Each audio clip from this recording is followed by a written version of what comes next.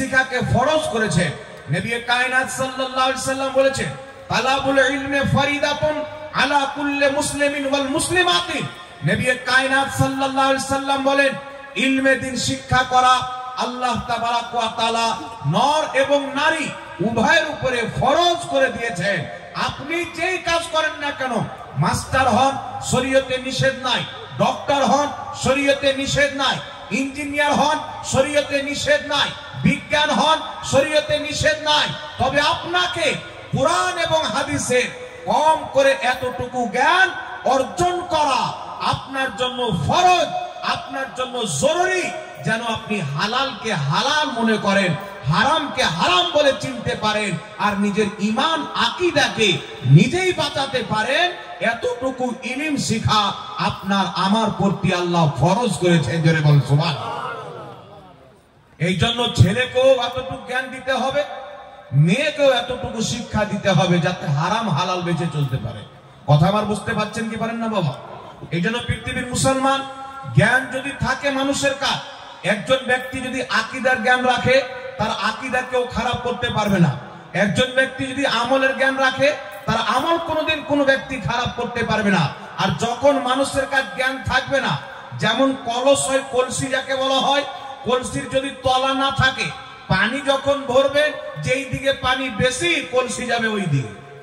তো যেই ব্যক্তির কাছে আমলের জ্ঞান নাই, আকীদার জ্ঞান নাই, কেউ যদি 1-কে 70 বলে দেয়, 1-কে 3 বলে দেয়, তাহলে সেই ব্যক্তি বলবে 1-এর মানে 3 হয়তো হয়। আর যদি জ্ঞান থাকে, যদি বিদ্যা থাকে, যদি ইলম থাকে, তাহলে সেই ব্যক্তি কোনোই মতে তার চক্রান্তে পড়ে নিজের ঈমানকে বিক্রি করবে না, নিজের ঈমান নিজেই বাঁচাতে পারবে। সুবহানাল্লাহ। এই জন্য পৃথিবীর মুসলমান, জ্ঞান অর্জন করা প্রত্যেক মুসলমানের প্রতি ফরজ, খাস করে কোরআন হাদিসের জ্ঞান। দুনিয়াবি জ্ঞান অর্জন করেন, শরীয়তে নিষেধ নাই, সব রকম জ্ঞান শিখতে হবে, তবে কোরআন হাদিসের জ্ঞান শিখতে হবে। আর এটা অধিক জায়গাতে দেখতে পাওয়া যায়, অনেক জায়গাতে যেই গ্রামে মাদ্রাসা আছে সেই গ্রামের ছেলে দেখতে পাওয়া যায় না। মাদ্রাসা যেই গ্রামে আছে সেই গ্রামের ছেলে দেখতে পাওয়া যায় না। অনেক মাদ্রাসা আছে, আমরা দেশ বিদেশ থেকে এসে সেই মাদ্রাসায় ইলম অর্জন করে কেউ আলিম হয়ে যায়, কেউ মুফতি মুহাদ্দিস হয়ে যায়। কিন্তু বাবা, যেই গ্রামের মাদ্রাসা দেখা যাচ্ছে যে এই মাদ্রাসায় পড়ে কেউ জালসার বক্তা হয়েছে, কেউ মুফতি বোর্ডে ফতোয়া দিচ্ছে, কেউ আপনার মুহাদ্দিস হয়ে গেছে, কিন্তু ওই গ্রামের একটাও ছেলে আলিম হয়নি। তাহলে গ্রামের লোকের এটা দুর্ভাগ্য, সৌভাগ্য নয়। এই জন্য যার গ্রামে মাদ্রাসা নাই, মাদ্রাসা আছে আপনি ভাগ্যবান। আল্লাহর নবী বলছে, ইলমে দিন অর্জন করো, লাউ কানা বিসিন, যদি তোমাকে তোমার দেশ ছেড়ে চীন যেতে হয়, ওই চীন গিয়ে তুমি ইলমে দিন অর্জন করো। বল সুবহানাল্লাহ। এখন আমাদের গলি গলিতে মাদ্রাসা, এখন যদি আমরা ইলমে দিন অর্জন না করি, তাহলে কিয়ামতের ময়দানে আমাদের নবীকে কি মুখ দেখাবো, আল্লাহকে কি মুখ দেখাবো? যে আল্লাহ আমাদের প্রতি কিছু ফরজ করে পাঠিয়েছে, সেইগুলি কি যদি আমরা আমল না করতে পারি, তাহলে আল্লাহর কাছে গিয়ে আমরা হাক্কা বাক্কা হয়ে যাব, উত্তর দিতে পারবো না। প্রত্যেকটা মুহূর্তের হিসাব আল্লাহ আপনার আমার কাছে নেবে। এই পৃথিবীর মানুষ, মহান রব্বুল আলামিন আমাদেরকে পৃথিবীর মাটিতে পাঠিয়েছেন জ্ঞান। কুরআনুল কারীম যখন আমরা পড়ি, আল্লাহ পাকের কোরআনে 6666 খানা আয়াত রয়েছে। এই 6666 আয়াত, আমরা যদি এই আয়াতকে পাঠ করি, কুরআনুল কারীমের মধ্যে আল্লাহু আকবার শব্দ আছে, সুবহানাল্লাহ শব্দ আছে, লা ইলাহা ইল্লাল্লাহ শব্দ আছে, মুহাম্মাদুর রাসূলুল্লাহ আছে, অনেক সুন্দর সুন্দর বাক্য কুরআনুল কারীমের মধ্যে আল্লাহ তাবারাক ওয়া তাআলা রেখেছেন। কিন্তু সর্বপ্রথম আমার আপনার নবীর বয়স যখন 40 বছর হয়ে যায়, পাহাড়ের উপরে রাসূলে কায়নাত কষ্ট করে চেপে ইবাদত করতেন, যাকে গারে হীরা বলা হয়। সেই গারে হীরাতে আল্লাহ পাক প্রথম ওহী অবতীর্ণ করলেন। আল্লাহ যেই প্রথম ওহী অবতীর্ণ করেছিলেন, বিসমিল্লাহ দিয়ে আরম্ভ করেননি, প্রথম আলহামদুলিল্লাহ নাযিল করেননি, সুবহানাল্লাহ অবতীর্ণ করেননি। আল্লাহ তাবারাক ওয়া তাআলা সর্বপ্রথম কুরআনুল কারীমের যেই আয়াতটিকে অবতীর্ণ করেছিলেন, ওই আয়াতটি হলো ইকরা, তুমি পড়ো। জোরে হবে না সুবহানাল্লাহ? এখানে ভাবার বিষয় আছে, চিন্তা করার বিষয় আছে। আল্লাহ পাক কুরআনুল কারীমের মধ্যে এত মহান মহান শব্দ কেন প্রথম অবতীর্ণ করলেন, প্রথম পড়ার কথা কেন আল্লাহ পাক বললেন? এই পৃথিবীর মানুষ, এই দুনিয়াতে আমরা দেখতে পাই, যদি একটা ফর্ম ভরতে যান পড়ার প্রয়োজন আছে, আধার কার্ড চেক করতে যান পড়ার প্রয়োজন আছে, ব্যাংকের খাতা করতে যান পড়ার প্রয়োজন আছে। প্রত্যেকটা জায়গাতে বিনা পড়ালেখা ব্যক্তি রেল লাইনে যখন ট্রেন ধরবে, টিকিট দেখিয়ে জিজ্ঞাসা করবে আমার ট্রেনটা কত নাম্বার প্ল্যাটফর্মে আসবে।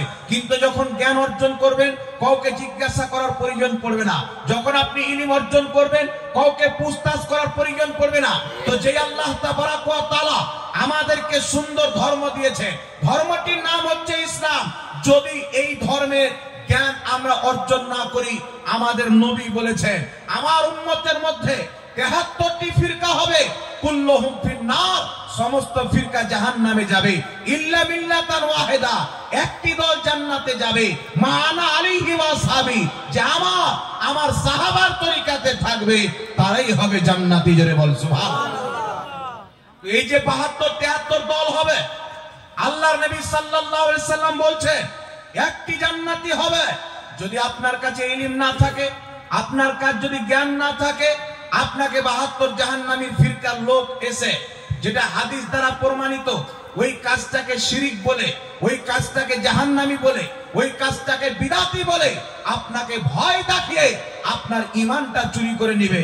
কিন্তু আপনার কাজ যদি ইলম থাকে, আপনার কাজ যদি জ্ঞান থাকে, খোদার কসম খেয়ে বলি আপনার ইলম যদি থাকে, আপনার আকীদা নষ্ট করতে পারবে না, বরং আপনি নিজেই উত্তর দিয়ে তাকেই সঠিক পথে নিয়ে চলে আসবেন।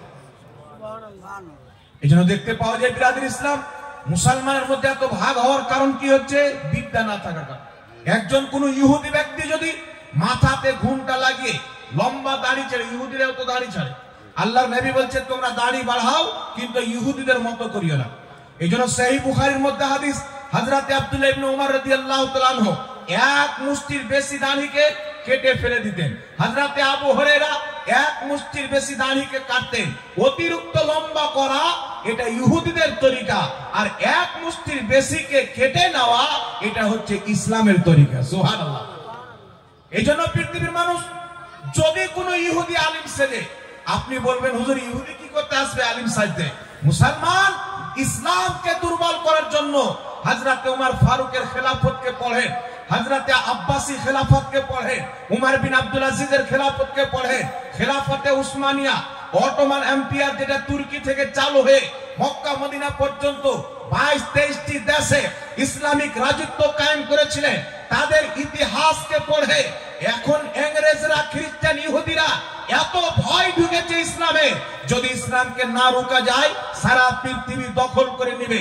তারা ইসলামকে দুর্বল করার জন্য বিভিন্ন কৌশল করে, নিজের মাদ্রাসা তৈরি করে, আপন সন্তানদেরকে কুরআন হাদিসকে পড়িয়ে অপব্যাখ্যাটা শিখিয়ে মুসলমানের মধ্যে আব্দুর রহমান নামে আধার কার্ড বানিয়ে ছেড়ে দেয়, আব্দুল গাফফার নামে ভোটার কার্ড বানিয়ে ছেড়ে দেয়। তারা আমাদের মসজিদে ইমামতি করে, আমাদের মাদ্রাসায় শিক্ষকতা করে, ঘরের ভিতরে বসে একটা জায়েজ কাজ যেটা 1450 বছর থেকে মুসলমানের মধ্যে চলে আসছে, আজকে 2025 সালে এসে ওই কাজকে জাহান্নামী বলে মানুষের মধ্যে বিভ্রান্তি তৈরি করে গ্রামে গ্রামে গ্রুপ তৈরি করা, মসজিদকে টুকরো করে দেওয়া, একটি গ্রামে 2 শ্রেণীকে ভাগ করে দেওয়া, এক মুসলমানকে আর 2টি মসজিদ তৈরি করা, আলাদা আলাদা নিয়ম করে দেওয়া, ইসলামকে চোরমাচার করার জন্য এই সমস্ত ফিরকাকে ইংরেজ নিজের পকেট থেকে ফান্ডিং প্রদান করে মুসলমান।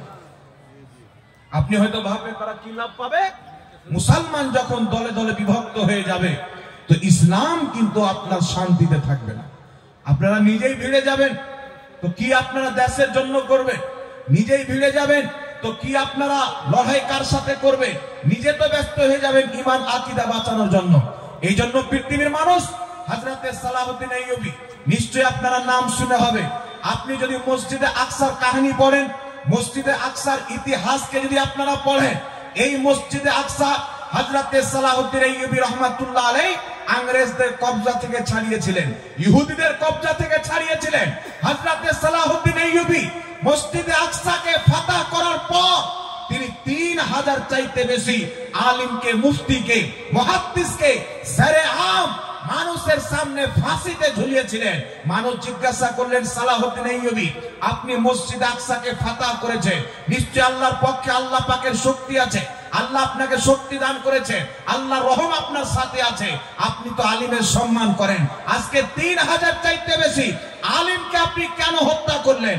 আলিমকে কেন আপনি কতল করলেন, ফাঁসিতে ঝুলালেন? হযরতে সালাহউদ্দিন আইয়ুবী বলেছিলেন, আমি যে 3000 চাইতে বেশি দাড়িওয়ালা, পাগড়িওয়ালা, জুব্বাওয়ালা, গুমটাওয়ালাকে ফাঁসিতে ঝুলিয়েছি, এরা আলিম তো ছিল বটে, কিন্তু একটাও মুসলমান ছিল না, প্রত্যেকটা ইহুদি ছিল, নাসারা